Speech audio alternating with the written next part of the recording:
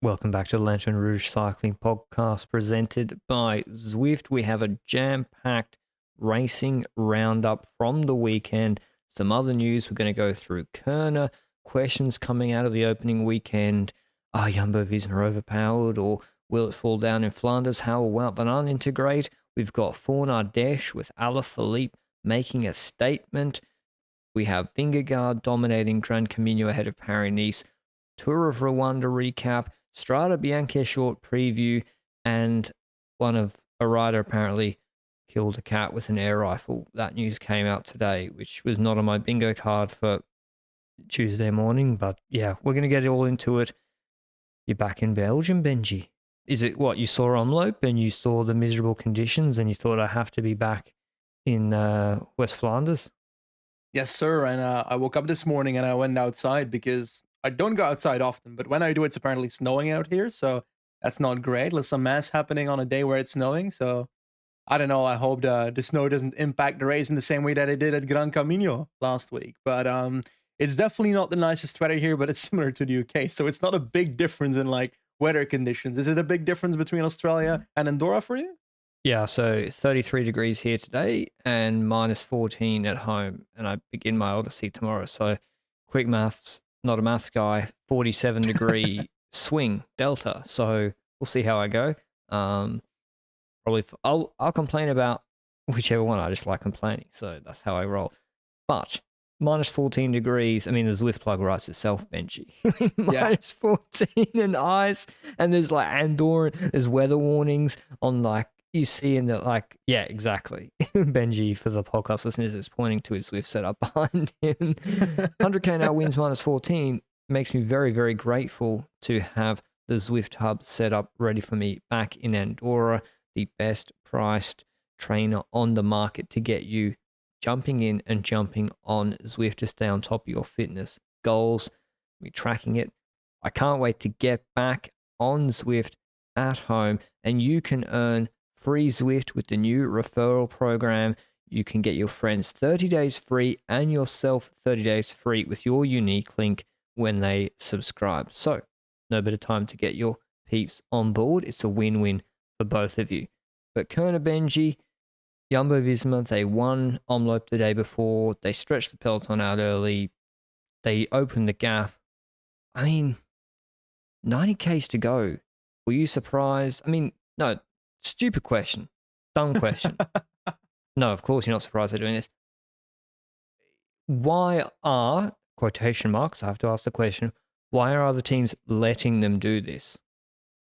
Well, I would expect that teams like Lotto and so forth are expecting or planning to try and keep this race as close as possible. So for the Delhi, for example, and then there's an opposite with Philipsen, a quick step with Jakobsen at this race. So those teams, when they sprint, Jumbo comes to the front because they want to split up the group and want to make it as hard as possible. But you're saying, why do teams allow this to happen? Well, Jumbo goes to the front and starts stretching it out, as in they start just pacing over hills and so forth. So if you're another team, there's not much you can do in response to that except for holding on to the Jumbo train at the front, no?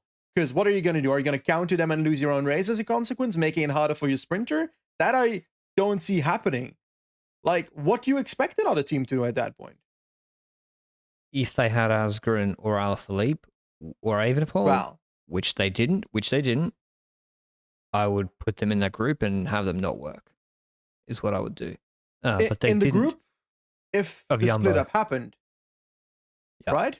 Not in the peloton, eh? Because I'm discussing this as in we're still in the peloton phase, we're still in the group phase where Jumbo is just stretching it out. Now, they did do something, Jumbo, to make a smaller group at the front, and there I agree with you. They allowed 3 riders of them to basically form a group up front by Laporte losing the wheel or on purpose. He's opening up a gap behind that in the middle of the train at the front of the peloton, and Wellens comes past, and another rider comes past, and we get like a stronger group at the front. Mohoric was in there as well.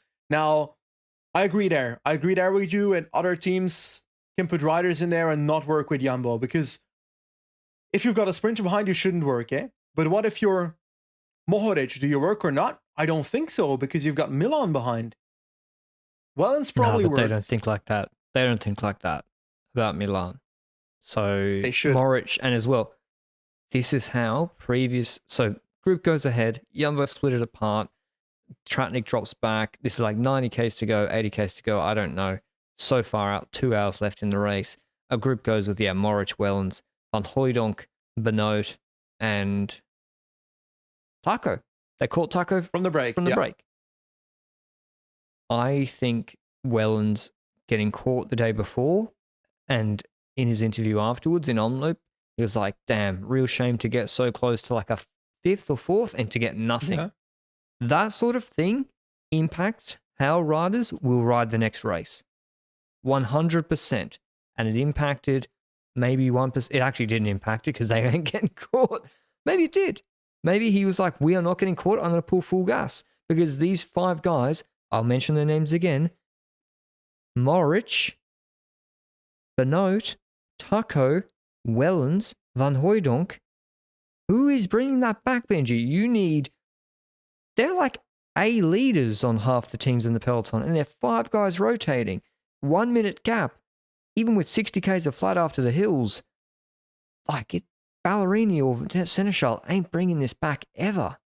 That's why the key of Jumbo making it hard before the group formed was important, because that basically split up the peloton a bit already before that group got away. And that's why a team like UNOX has Christoph in Group 3 instead of Group 2 and can't help Group 2 because they're a minute behind Group 2. So we've got a limited amount of domestiques in Group 2 because Jumbo made it that hard towards the split up happening. And then it's like 5 riders that are very strong against 5 riders that are domestiques who are already in trouble from the climb. So it's going to get tougher and tougher to do so. And the only moment where you can gain time back is, in my opinion, when they arrive in like the latter part of the race where the front riders start playing against each other a bit. And at some point I was like, ooh, is Jumbo trying too early? Because I swear with like 26 or was it 19K to go, roughly in that area, Van Hooijdonk went fast around the corner. I don't know if it was an attack or something or a gap open. No, I think that was a don't you dare stop pulling yet move. Okay. Like a punishment move for someone who was maybe skipping.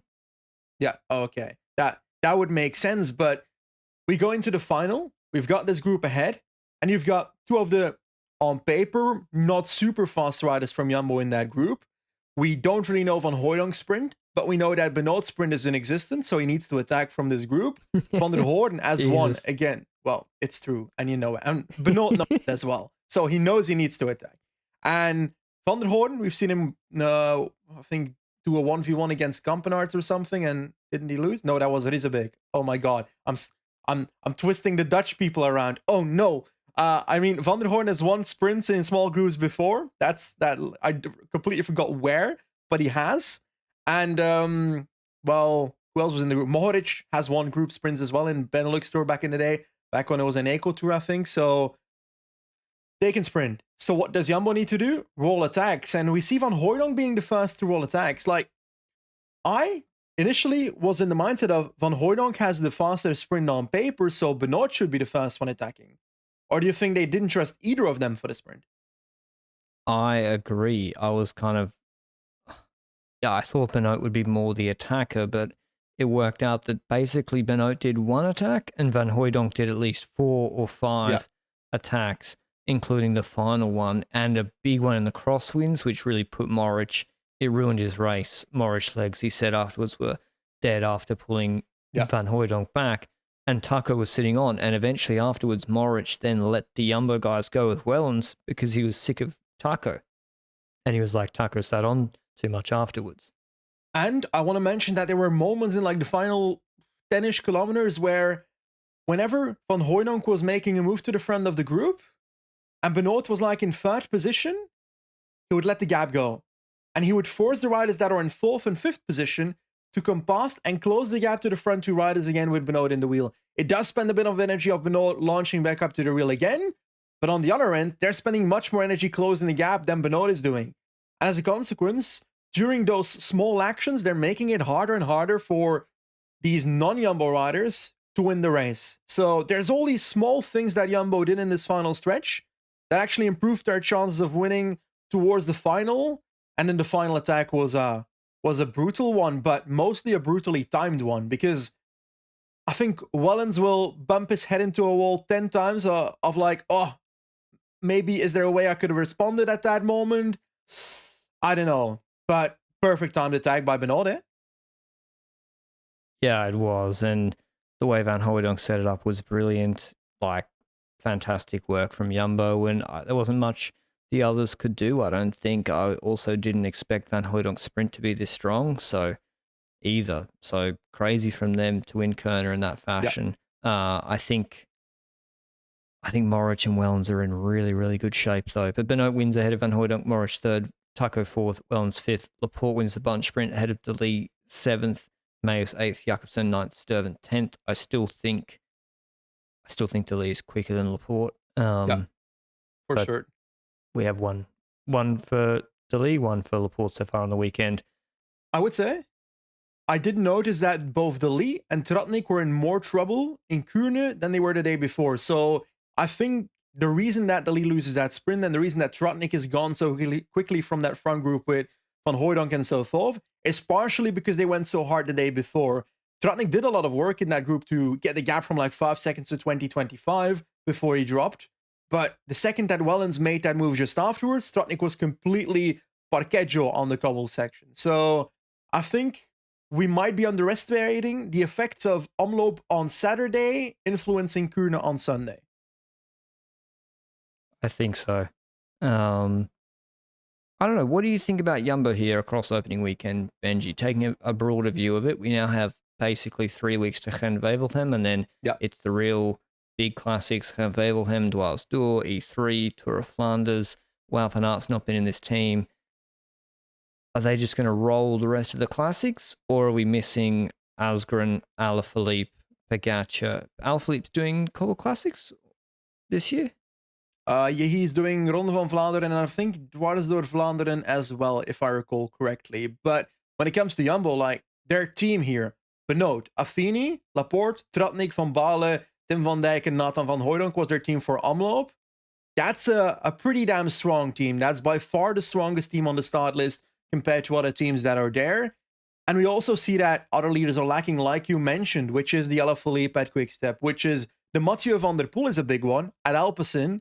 And next to that, Pogacar at UAE. We won't see Pogacar, I think, in the earlier ones, but he will be present in the likes of Ronde van Vlaanderen and so forth. Alaphilippe as well. And we saw last year that Jumbo started the classics with a bang as well. They also won Omloop with Wout van Aert in a pretty dominant fashion where they attacked with Benoit in the group and they launched on, I think, the Berendries with Wout van Aert in that group. Then Colbrelli bridged up. That group made it pretty far, but then Benoit got caught on the muur and then Wout attacked just before the Bosberg. So once again, a pretty dominant performance by Wout and by Jumbo in that race. And then E3 was another example of an early Cobble Classic, less early than Omloop, where they were also very dominant. But then afterwards, they had bad luck, as in Wout van Aert was not present in Ronde van Vlaanderen. Laporte rode into a ditch, crashed into a ditch before the Oude Quaremont or something, I recall correctly, in the Ronde van Vlaanderen. Then we see Paris-Roubaix, where they have two collapsed wheels with both Laporte and Wout van Aert, and then eventually the flat tires with Wout van Aert. I think Wout could have won Roubaix, perhaps, if he didn't have all that bad luck. But next to that, if they don't have that bad luck, they should be able to win, in my opinion, at least one of the big classics this year. If they don't, with the team that they have, I think they'll consider it a failure as a team if they don't win one of these classics. I won't select a single rider and say, oh, Wout should win one of the two classics now, because it could easily be Van Baarle anticipating a move just like Omloop and so forth that makes it happen.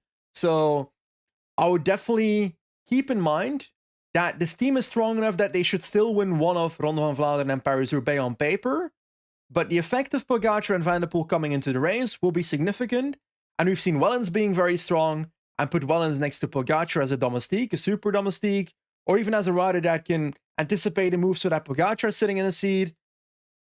I don't know, I'd rather see him as a full domestique for Pogacar on the Oude Quaremont than Paterberg trying to launch him, no? I think so, because that's how to beat Jumbo, right? Yeah, you just drop them all. Full launch on Quaremont. Hope Pogacar or Alaphilippe comes. I hope Van der Poel or Alaphilippe comes with you, and then ride away. And Van der Poel's going to work with you. Alaphilippe's going to work with you. That's the only way. Roubaix, that's harder. Roubaix, the combination of Van Hooydonk, if they can carry this shape, by the way, we're in opening weekend. Paris-Roubaix is a long time away, Yeah. but theoretically, that's the one where Van Baal, Van Hooijdonk, and Wout is a dangerous combination. If they apply different tactics compared to Roubaix last year and do more of their opening weekend tactics, but I don't think. Why isn't Quick-Step bringing younger guys to this race? To these races, Well, Benji? when it comes to younger riders, which ones are we looking at? The Mauro Schmidts of the world? Yeah, Schmidt. Van Tricht was a late call up because of Asgreen. Like, why aren't they bringing those guys through? Did Baggioli do any of them? I don't think so, but I think Bajoli's more leaning towards the hill classics when it comes to desires. Now, I actually don't remember Bajoli on cobble, so I don't know if he'd be good at it in the first place, but when it comes to Lampaard, he's still there when it comes to his strength and so forth. He was there in the group after Molenberg in Omloop, so I was kind of expecting him to be there, but then nothing came from that. And they spent their entire team chasing the first group that got away in Omloop, with Casper Pedersen, with Van Tricht also working there, trying to close that gap, and then the Klerk also fell. So 3 riders are spent just by chasing the Jumbo group that got away early in Omloop, that I'm not sure Quick-Step really was responsible to chase completely alone in the first place. Seneschal crashed, which is also a pretty important thing to mention. Who do you have left? Ballerini sprinting for a top 10, eh? Well, what else can they do at that point? So I think this might not have been the best race situation for them to have the best result. And with Kuurne, they were focusing on Jacobs, and I think that was pretty clear, but it just wasn't a sprint. So hey, then you can't get much out of that, eh? I do expect this team to be stronger when they have an all-out leader like an Alaphilippe and an Asgreen in their ranks. Then they can make it in the groups that Jumbo creates and so forth, but they are clearly a shade of their former selves in the Cobble Classics, eh? Because Alaphilippe, we'll talk about what he's doing at the moment in a second, but can he do the exact thing that he did in that RVV where he rode into the motorbike? Can he do the same thing where he bridges up towards, I think it was Van der Poel and Wout, and those 3 get to the finish line in RVV? Maybe? I don't know. I genuinely don't know. And with Asgreen, it's like, will he be good enough this year to follow? Because just like last year, he has an illness in February. I think he had, was it COVID or some other respiration issue in February during Algarve, and now this year he has it at the end of February. Will that have consequences for E3 and the Classic? So I'm in doubt when it comes to Quick-Step. I'm not writing them off to compete for them, but I don't think they will win a Cobble Classic. Okay, and you mean like E3, Dwars any Cobble Classic? Well, I don't really care too much about Dwarsdoor and Brugge de Pannen. Maybe Gent-Wevelgem, Jacobsen can compete. That is possible. Brugge de Pannen can definitely compete. But I'm talking about the actual Cobble Classics, RVV, E3, and Roubaix then. As in, I find it difficult to see a way where they can win that race, unless Alaphilippe is on the top step, unless Asgreen can make it back to the top step, which at this moment, I'm not certain about. The problem is, like Alaphilippe, we've mentioned a number of times, and this is the segue, he and Baggioli were in France last weekend. And well, no, I don't know what I'm saying we. Maybe Benji does. But I think Baggioli and Alaphilippe, the way a lot of these classics are raced, where people and teams are really trying to make the difference on any hill. Yeah. Alaphilippe, we already know, of course, is good in them. But even riders like Baggioli in a Kuurne, if he's in good position, can he follow Teish Benoit in Kuurne early? He's got a better chance than Seneschal in current shape. And again, Ballerini. I don't know what his like cobble status is, Baggioli. I don't remember him riding on cobbles, but it's possible that he can do it properly. But Alaphilippe can definitely make it in those groups. Mauro Schmidt can definitely make it in those groups. He was at UAE Tour. Reportedly, supposedly, it's positioning related that he's got difficulties positioning in front of cobble climbs. What, sorry? What's the point of sending a classics and hill classics punchy endurance rider to UAE Tour, where there is no breakaway, where there are sprint stages, and he's not a lead-out man, and where there's pure mountaintop finishes? I think the reason is the team time trial, but I don't see that as valuable enough to not send him to the Cobble Classics. Even if he has positioning issues. Classic. Even if he has positioning issues, you still How's send him. How's it going to get better? yeah, like it's not going to get better if you don't send him to the Gold Classics. But next to that, I also believe that you can anticipate those actions. Like Van Baarle was in terrible position in front of the Holloweg in Omloop, but then he finds his way to the front and attacks in between the hills. So, Bro, you don't make G1 in Worlds or G2 behind Remco not being able to ride a bike. Maybe you do, but not be able to ride in a classic. Come on. Yeah, I agree. I think he should be there. Drome Classic, at a minimum, he should have been there. Yeah. And he couldn't really, like he did just, yeah. I mean, anyway. For Ardeche, there's a collection of 2. We're going to France. We're going to Quick-Step. Positive news now. It's all right. I know what. Maro Schmidt, we just got really invested in his career just then. For Ardeche and Drome Classic. Now, the names of these 2 beautiful French races change every year. I don't know which one is which. For Ardeche is the one with longer climbs. They switch around. It's so confusing. I don't get it. It's so confusing. Vingegaard beat Ayuso in one of them last year. It was really impressive. McNulty won the other ahead of Kuss and Van Sevenant. Like Bajoli 2 years ago. Exciting descending. Pardon? Bajoli won one 2 years ago, I think. Yes, good Quick-Step team tactics in that stage, I think. And Alaphilippe wins the first one with going early with David Gaudu. Dusts him in the sprint. He looked over, moved a little bit, but Gaudu couldn't come up beside him. Schelmo's a third. He is churning points. Victor Lefebvre 4th. Gregoire 5th. Benji. I like that. I know.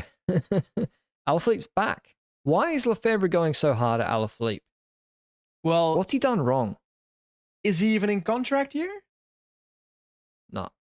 24 he expires. I think the reasons that Lefebvre was giving was that he hasn't been performing the last few years, but I disagree. He's won Tour de France stage in like 2 or 3 of the last 4 years. He's worn the yellow jersey in like 2 or 3 of those years. And last year he fell off his bike every single month in injuries. So what do you expect from a rider that can't ride because he's injured? Like, and with Asgreen, the backlash isn't there, but he's also same reasons. Yeah, it's the same reason. So I feel like there's a reason that we don't know that is behind the scenes. Otherwise, Lefebvre wouldn't be handling those differently. But that's then again, a lot of benefit of the doubt for Lefebvre. That's a lot of benefit of the doubt. Lefebvre has been very harsh on riders in the past. And it's also what I hate about this, they can have trouble behind the scenes, but they shouldn't play it out in the media. Lefebvre shouldn't be writing in a column that Alaphilippe should start winning as soon as possible. Otherwise, blah, blah, blah. Like that stuff. That shouldn't be done in the media. But like, Lefebvre, doesn't he want Alaphilippe to be a good domestique for Remco? Like, isn't Alaphilippe one of the most valuable possible domestiques in the Tour in 2024 for Remco? Like, is this the right way to go about it? Alaphilippe in the Vuelta, like maybe in the Vuelta, in the first 2 stages, Alaphilippe demanded they went for him instead of Remco, and it didn't work out, and he wasn't in good shape. I don't know. I don't know what happened behind the scenes. But in the rest of the race, he was 100% committed. He was an extremely good domestique. Les Pereira stage 9, his work in the run-in is unbelievably good. And he crashed out. Like, the problem I see is that a Jumbo-Visma can pay a Wout van Aert a significant amount of money to make sure he will still play in that domestique role while going for stage and his green jersey or something. When it comes to Alaphilippe, we're talking about a different degree of salaries at Quick-Step. Remco is one of the most underpaid riders in the world, if not the most underpaid rider in the world, compared to what he can achieve. Because at Quick-Step, the salaries are not as high as at a UAE or a Jumbo and so forth. And I wonder how significant Alaphilippe's salary is. And as a consequence, whether Alaphilippe is fine with throwing away his own goals to ride completely for an entire Tour de France for Remco, or do you think there'd still be moments that an Alaphilippe should be going for his own chances in that Tour de France? I mean, thing is, Wout goes for sprints, where it's like Jonas isn't contesting, and it's like the Vuelta, the problem was these punchy finishes where I thought Remco could take bonus seconds. And I mean, the same argument goes, though, for Roglic in the Tour with Wout in a punchier Lausanne or Longwy finish, I guess. But Alaphilippe would be on more than Remco, right? He'd be on, I don't think Alaphilippe's on a steep discount. Why would he be? I would also be surprised if he's on. Loyalty? Well, maybe he's on less than Remco now, but definitely in a He's year not ago on or so. Azure Van Avermaet money. Well, Van Avermaet is gone there at the end of the year, most likely. So maybe he's just trying to get rid of the salary of Alaphilippe in the books at Quick-Step, Lefevre, by bullying him away. Yeah. So weird. I don't know. It's very curious to me. But anyway, he wins that race in impressive fashion in the sprint. I think that bodes well for his upcoming classics campaign. He's doing Strade on Saturday, where he'll be one of the big protagonists. He won it in 2019. The second Fawn Ardeche Drome Classic, Fawn Drome Classic race was the Fawn Drome Classic, won by Anthony Perez in a 38-kilometer solo, the Cofidis rider. This had really strong crosswinds. If you watch the finish line footage, he is hesitant or reluctant to take his hands off the bars, even there, to celebrate because it's that windy. So Cofidis have started the season pretty well, I would say, in terms of Coquard winning. Someone else win an uphill finish. Consoni in Saudi Tour. Now Perez winning. An important race for them. It's not a 1-1. It's a 1.pro. It's the France's opening weekend. Winning ahead of Quick-Step and Groupama. Very nice for Cofidis. And yeah, Costa keeps turning those points. Anything from these two races that stood out to you, Benji? I guess Gregoire being in that top 5 at Ardeche is really that sparked something to me. When it comes to Anthony Perez, I'm not necessarily now thinking that he's going to be doing that on the big scene too early. I think this is just one of those races where Cofidis had played their hand and it turned out to work quite well. I will say that Skjelmose has had a really good February, and I believe that will push throughout the season. And I do expect this rider to be more valuable throughout this year for Trek than he was last year, because I feel like his Grand Tour didn't go perfectly last year. I don't remember what the reason was. I think it wasn't in a Grand Tour that he rode into the side of a ravine or something, where he said, give me a bike. Skjelmose? Yeah. Oh, you testing What race was that? Dauphiné, Paris? maybe? One of the two. Paris. Yeah. But outside of that, not much really stood out for me in these races. Then again, I didn't see more than the last 20K of these two races, to be honest. They're all for the local, domestic market, I think, because, the weekend was jam-packed. But still, they are races. If you are bored this week, I would recommend going and watching them. Even the ones last year, like the way McNulty's riding in it is, you're not surprised that he can perform in bigger one-day races later in the year. The other race going on that finished on the weekend was O Gran Camino, which is a race in Galicia in the north west of Spain. This is near where the Vuelta finished in 21, I believe. 4-day stage race. First stage was cut short by snow, which we've already mentioned was definitely the right thing to do. Yep. And then Jonas Vingegaard absolutely torched everybody in 2 uphill finishes on stages 2 and 3, and then won the ITT 30 seconds ahead of Dennis. So he won GC by 2 minutes 31 in a 4-day stage race across 3 stages because stage 1 got cancelled. Then Crazy again, gaps. Yeah. He should have won this by a notable margin. They were talking about his biggest competitor being Ruben Guerrero. Not that much. Not 231, but he should have cleaned this race regardless. Oh, of course. If he didn't win, it's like back up the season because Tour de France is gone. But yeah, like the finishes weren't that hard. They're punchy finishes. 3K, 7%, 4K, 7%. The second one was a little bit harder. How are you feeling about your boy Volta, Benji? Honestly, I'm pretty positive about his changes, but then again, it's logical. He comes from Groupama.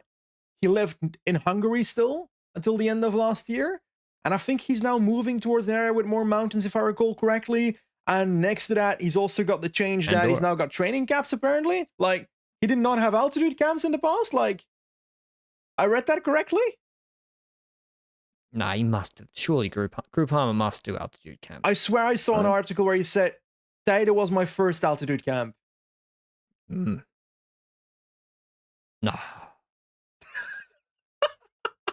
They must. That can't be right, eh? Maybe for that time of the year. Walter, if he could confirm. But Yeah. if that's true, then, and I don't doubt it, then wow, no surprise. But yeah, he comes fourth on GC, and he was also quite good in launching Vingegaard. He will be a co-leader, one would think, at Strade this weekend. He's already come fourth in that race last year, so I'm really keen to see how he goes there. Oh, okay, yes, is from it's Benji. Happening. What's happening? Van der Poel versus Walter. Well, I don't think you want that happening. It's not a good situation for you, boy. He's going to destroy him. You'll see. Imagine he drops him on Sienna. Yeah. Well, okay. Jonas does what he's supposed to do. I mean, I know he's supposed to win, Benji, but to be honest, I've never seen Vingegaard perform like this in a non-World Tour race. Yeah. He wasn't like this at Pro race. He's in much better shape right now than he was this time last year. That we can say. Yeah, that's true. And it's good for Paris that's upcoming, because then we'll have the Vingegaard-Pogacar battle, and we won't necessarily just have an out-of-form Vingegaard fighting with a relatively informed Pogacar. So we're going to see two of the big guns fighting against each other there, and that's going to be a good race, eh? Because everybody's running away from Strade, but Paris should be good, eh? I mean, maybe they don't want to ride against Enric Mas in Tirreno, and I don't blame them. They're ducking Enrique Mas, who will clean Tirreno Adriatico. But yeah, Paris is going to be crazy. We'll be covering that every day, of course, next week. I believe it starts after Strade, and with a TTT, with crosswind stages, with a long mountaintop finish, with that nasty stage 8 where Roglic nearly lost it all last year, with Pogacar against Jonas, both in top shape. A feast for the senses. The echelons at the start. Will Vingegaard have the flat support if Wout van Aert and the flat boys are going to Tirreno, or I haven't checked the start list, so I don't know who else is there, but I'm gonna guess there's someone to help out your boy Vingegaard in that race, eh? Olaf Koy, Van Hooijdonk is there. Vos, Laporte, they'll be fine. Yeah, Dennis on PCS, Dennis, Vos, Van Hooijdonk, Koy, Laporte. So, I mean, UA ain't putting, famous last words, but probably UA aren't putting those guys in the gutter. But we'll see. That'll be a cracker. But yeah, Gran Camino, it is a shame about the weather. They got unlucky with it. It is a late cold snap in northern Spain at the moment. But I also want to point out Lucas Neruka. He's 19 on Trinity, British rider, and he came sixth on GC. Not bad, eh? Ineos incoming, right? Yeah, I would guess so as well. I think Ineos is knocking on that door as well, unless their relationship with Trinity is fucked still. I don't recall it still being fucked. I think Turner signed there recently. So, I think it's back to good. Yeah, I think it's fine as well. But very shortly, the drone footage. Let's talk about it for like 1 minute. Yeah. The drone footage, I like there being drones introduced in cycling to make the broadcasts safer in a way, or to innovate the broadcasting in the sport. But apparently the national champion of Spain when it comes to like drone racing and so forth was the pilot of the drone, and it like went around Vingegaard in the time trial and went really close. Like I had some like ex-drone pilots say on Twitter that he was flying roughly 100 centimeters on the left of the wheel of Vingegaard at certain points in the time trial. That's too close, right? Because like the rules when it comes to drone flying is very vague, where the race has to check if they have their license and so forth, and needs to respect the safety of the riders. But what is the safety of the riders? Should a drone be able to fly 100 centimeters on the left of the wheel of Vingegaard in a time trial? If he goes to the left, is that drone pilot able to respond in time? That kind of stuff. It's risky, all, eh? I don't like it the way it is now.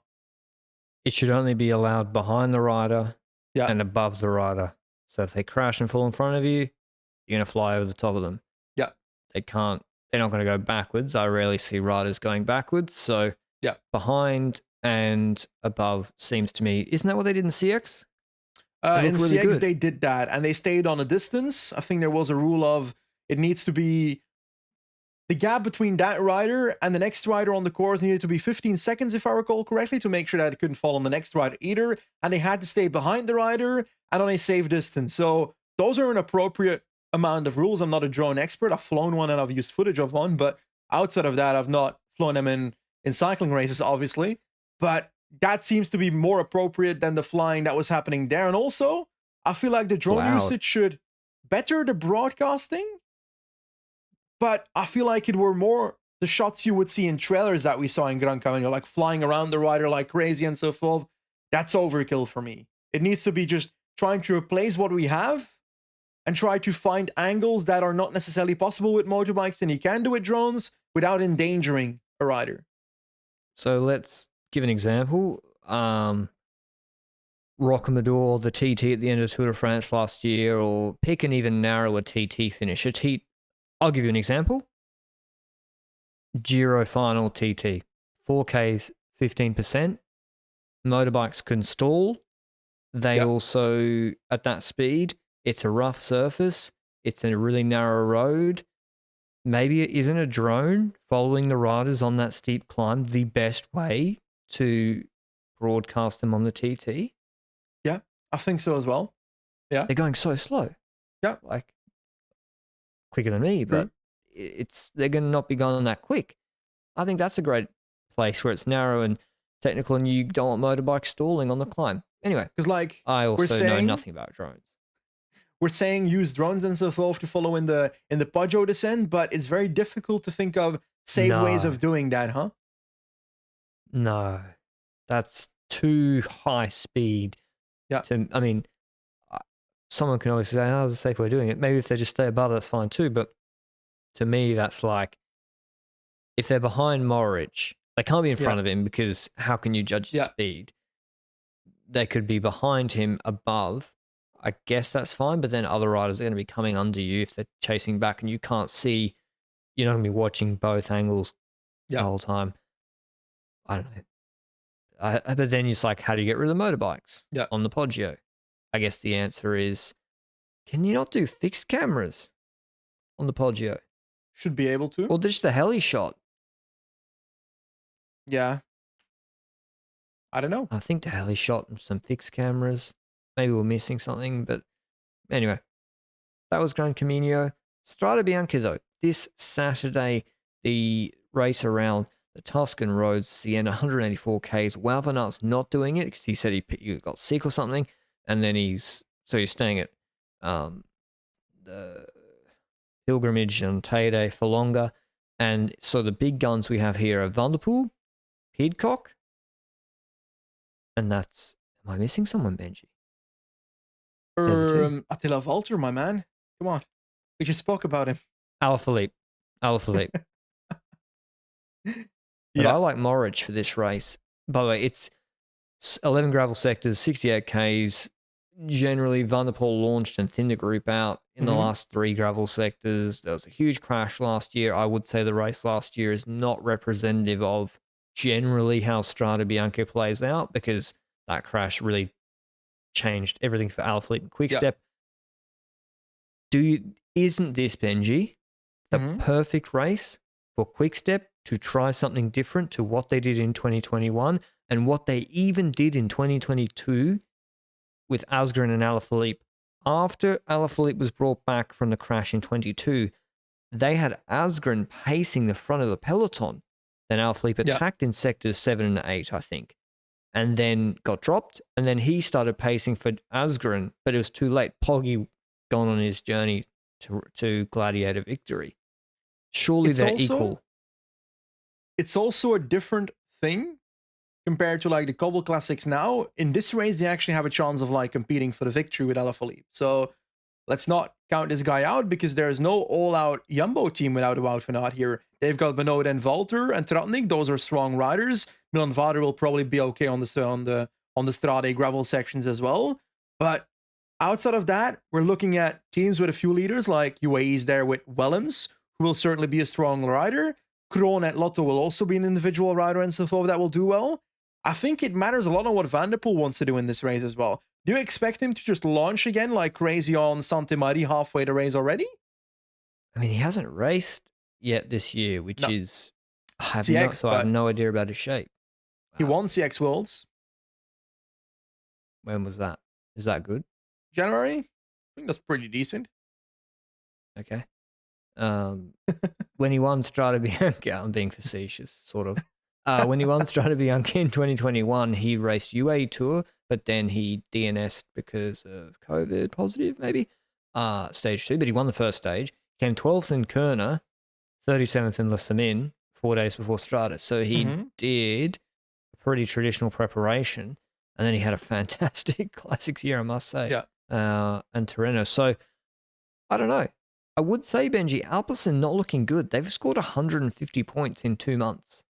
UCI Yeah, but I'm points. not worried. Because You're Van der not? Poel hasn't come in action. Gross hasn't come in action. Philipsen had a puncture before the Muur, and then in Kuurne he fell. So they haven't sent their riders to the races to score those points in the first place. And I think that will Roses at start now Kuurne. that March is starting. I don't know. I have a feeling, Benji. I have a feeling they'll not be nearly as good as last year outside of Van der Poel. And they really need him to completely overperform. They've lost Vine. They've lost Hermans. They do have Søren Kragh that's come in, but he's not looked good so far. They gained Hermans, right? Fuck. All these Belgian teams, man. It's like musical chairs. Yeah, they gained Quinton Hermans. So, okay. They're going to do fine. Don't worry about them. But yeah, my point is, you saw what happened in 2021 if Alaphilippe goes to Siena with Van der Poel. He's probably going to lose that. He got torched. I mean, he might drop him another day. He might have cracked, whatever. I want to see what Asgreen can do in a co-leader role in Strade Bianche. Will he already be back? Do we know that? Sick. I hope so. Who have you got? I fear who have you for got it. winning? Who do you think will open the race up? I think it'll be UAE because Wellens told Lotto to do that in years before. I think Ineos might open it up. Pitkovsky, Pitcock, Sheffield. Turner is not there, which would have been a really strong rider to help there as well. So every team's like without a rider to really decide, let's open it up. But riders that I do expect to perform well are the likes of Quinn Simmons, who was strong at the start of the year at San Juan already. I expect him to be in similar form as that Strade Bianche in the past, where he punctured and the internet was celebrating that he punctured. And then Andreas Kroon, I do expect to be strong as well, because he had a really solid start to the season as well. I think Wellens we can expect to be in a group that forms, but who will open it up on Santi-Marie? And then I'm like, who wants to open it up at Santi-Marie? Wellens and Morich. They can't go to the sprint. And they don't want Jumbo to play numbers against them in the final. Or Ineos. Actually, Ineos team is looking maybe a little bit stronger than Jumbo Visma here as well. So Ineos also, they could play numbers. I think Morich and UAE with Wellens have to open it up and will open it up early because they did in Kuurne, they did in Omloop. So I'll be interested to see.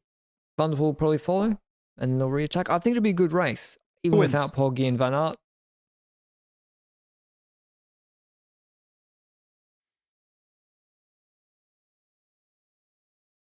Long pause.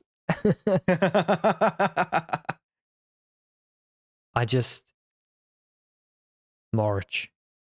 I think Morich wins. I think Wellens is physically stronger. Yeah. But I think Morich is a bit smarter. Okay. Which seems ridiculous to say because Wellens has won so many races, but the way Morich talks about a race is beautiful. Love to get him on the podcast after the race. Is unbelievable, the lucidity he has for the race moments. So I think Morich wins. It could be either of them. I'll go for... Fuck it, I'll go Belgian style. Tim Wellens wins Strade. You better say Tim Merlier. I was like, man, it's out of control. Man lands one day in Gestel, and he picks Tim Merlier for Tour de France GC. You're on, what's this podcast bizzo you're doing? And watch alongs. Tell the people. Tell the Belgians. Now that they're here, now that they're listening since you picked Wellens. Well, Het Nieuwsblad is like a newspaper in Belgium, and they've got this thing called Café Koers, and they've got watch-alongs on their website where I will be watching RVVN Roubaix together with Marc Sergeant, DS and team manager of Lotto, and Dirk de Wolf, a lot of things in cycling and cyclist and commentator and radio person, I think, as well in the past, and podcast person, and a busy man. So I'll be watching along with them in something called Café Koers, which can be followed on at Nieuwsblad, the website. But hey, let's not advertise them too much. They've got a cycling podcast as well. For all I know, you guys picked Tim Merlier for Tour de France GC. So my Duolingo, I'm like two stars in. I don't think I'm ready to. Yeah. But anyway, that's Strade Bianche. How are we going to finish this on a really sad fucking story? I mean, yeah, it is weird. Anyway, we have to mention, we mentioned at the top of the show, Antonio Tiberi, who's like a GC prospect, quite a good, promising young rider, Italian rider on Trek Segafredo.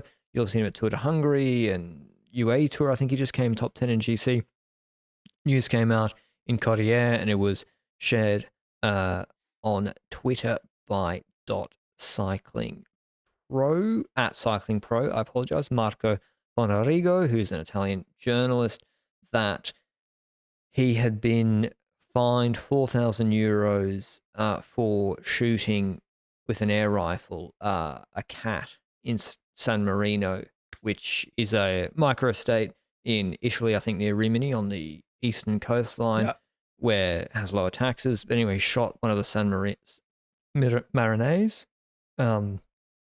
minister's cats, and he said he wanted to like test out the rifle and his aim in the article, and at first he didn't expect to hit the cat. Apparently, according to the article, his defense said that he was testing out the air rifle at like a traffic pole thingy, and then he also stupidly, according to the defense, decided to try it on a cat and didn't expect to kill it, which is like a very fucked up and stupid thing to do. And I'm not shocked that the internet is hunting him down for it, because that's just a fucking stupid thing to do, eh? Like, I mean, I can't wrap my head around it. It's such a stupid thing to do. It's like a pretty high-powered air rifle. Yeah, it's dumb as fuck. I mean, the thing is, like, I don't know, a lot of the, at school, boarding school, a lot of farmers' kids, like, and in Andorra even, and Spain, Italy, like shooting rabbits and stuff is totally normal. But I guess it is, it is totally different legally to shoot at someone's pet. Like, that's just in like an urban area. That's what's crazy, like from his house apparently. So I don't know what's going on there. He has been fined, but we did delay recording because apparently, according to O'Shea on Twitter, she said that a statement was coming from Trek at some point. We've tried to wait, but it hasn't come out yet. So we don't know what's happening or what they're doing. I don't really, like, there's no guidelines for such a bizarre story. I guess if they could, I'm assuming they're trying to find out why he's doing this, because it is like, I guess, concerning. Why are you shooting cats, Antonio? Yeah. What are they going to ask him? Like, I think they're going to suspend him for a temporary amount of time in similar fashion that they did with Quinn Simmons, to like respond to the backlash in some sense. Yeah, probably. I don't know. I think it's easier to suspend him than it is with Simmons, because here a court or whatever in San Marino has literally fined him. So it's more obvious you have done something wrong. And but yeah, just very odd. I don't know. As you said, Benji, I don't have much to say on this. It was a weird story that I wanted to say, but it's the young. This is close the book on that, but it has prompted me to say this is not directly related, but I do worry about a lot of the young riders and their isolation, and they're in countries that they're not with their family network. And some guys manage fine. Some guys have their partners with them, and women that have to go overseas from Australia or whatever, and it's too expensive to go back. You know, I worry about, like, there's teenagers now living in Andorra, which, I get that. like, Andorra's safe. It's like a safe, great country. I'm just saying, like, if you don't speak the language and you move over, that is tough. So, and there's been a lot of the chatter about, you know, should riders be forced to do a U23 couple of years, Benji? I'm not really in line with that. I think if you're good enough to get paid a lot of money, who knows what can happen if you break your leg. But I think a lot of those conversations stem from that, like, yeah, he's 6 hours on the bike every day, no family support, living in a micro-estate, teenager. It's tough. But that's cycling, I guess, at the moment. So, yeah. Who do you think's going to win Les Semaines, Benji? Finish on a positive note. The Wolfpack? I don't know. I don't even Where know is who's it? Is it riding near there. your house? I don't even know where it is. What do you? I don't know. The only thing I know about Les Semaines is that don't they have like a really ugly website? Like, I'll give you 2 minutes. You got to go to the website of Les Semaines. You go to the website. It's got like an enter button. You click on the enter button, entrée, and then you've got like a presentation screen that looks like Wait, it it's was in made French? 17 years ago. At the Is this bottom, in you've got Wallonia? buttons that don't look like buttons. It's like someone really enjoyed making this website as a 10-year-old. Dude, remember Remco's merch? Like the the Microsoft With the art fire? merch? Actually fucking fire. Like, I was like, Well, I will buy all of this. There's It was literal so fire good. on the website. Yeah, it was like flames, like someone would put on, like, when you ate on your skateboard or something. It's crazy.